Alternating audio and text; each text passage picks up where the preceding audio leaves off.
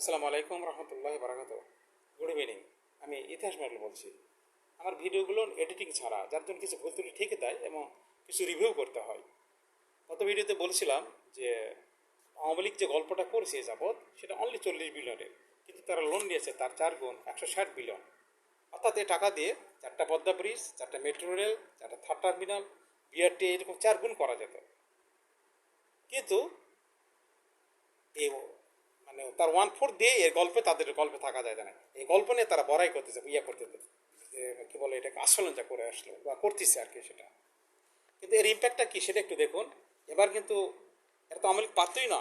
এবার এই ইউনিট সরকার এসে সেই লোন কিন্তু আপনার প্রায় 3 বিলিয়নের উপর শোধ করেছে। বিভিন্ন লোন কিন্তু শোধ করা হয়ে গেছে। তেল মিল গ্যাসের সব জামদার এই আগে কিন্তু তারা পারে নাই। এই এবারই যেটা দিছে 3 বিলিয়নের উপর লোন শোধ করেছে, তার 1 বিলিয়ন হলো সুদে আর 2 বিলিয়ন আসল। কিন্তু এই যে আপনার যদি লোনটা বেশি না নিত, কারণ 3 গুণ নিয়ে 3 গুণ লোন আমাদের, অর্থাৎ এখন আমরা যে লোনটা দেখতাম 70 বিলিয়ন আমাদের হলে হয়ে যেত, 60 থেকে 70 বিলিয়ন, এখন লোন হয়েছে 190 বিলিয়ন। এর ইম্প্যাক্টটা কি সেটাই বলতেছি। এই যে 3 বিলিয়ন শোধ করা হলো, তাহলে আমাদের 1 বিলিয়ন শোধ করলে আমাদের হয়ে যেত। এই 2 বিলিয়ন যে অতিরিক্ত করা হলো টাকার হুঙ্কে যদি বলি যে লোন আমাদের মাত্র 15,000 কোটি টাকা দিয়ে হয়ে যেত, সেটা আমরা 40,000 কোটি টাকা করলাম, 40-42,000 কোটি টাকা। অর্থাৎ 5,000 টাকা আমরা 5,000 কোটি টাকা সুদে দিতাম আর 10,000 টাকা আসলে দিতাম। আর বাকি টাকাটা এই যে আরো 24-25 হাজার কোটি টাকা যদি আমরা চিকিৎসা এবং ভর্তুকিতে, অর্থাৎ তেলের চালের দাম অর্থাৎ ডিজেলের দাম সহকার সয়াবিনের দাম আমরা যদি কম দিতে পারতাম, জনজীবনে কত একটা স্বস্তি আসতো সমস্ত কিছু।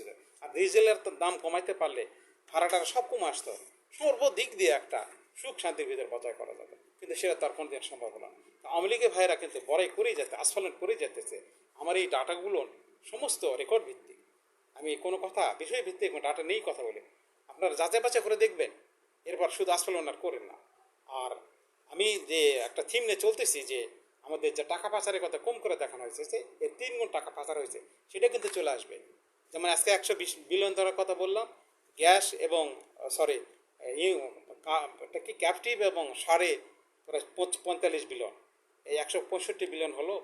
আরও যেটা আসবে ওয়ান বাই ওয়ান আপনাদেরকে আমি 600 থেকে 900 বিলিয়ন হিসাব দেবো ইনশাল্লাহ, আমার সঙ্গে থাকবেন।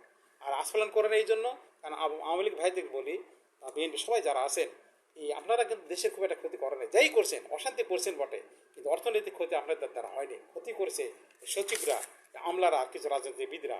কারণ আপনাদের লিস্টের কথা একটা মনে থাকবে, 28 জনের ভিতরে 24 জন ছিল আমলা।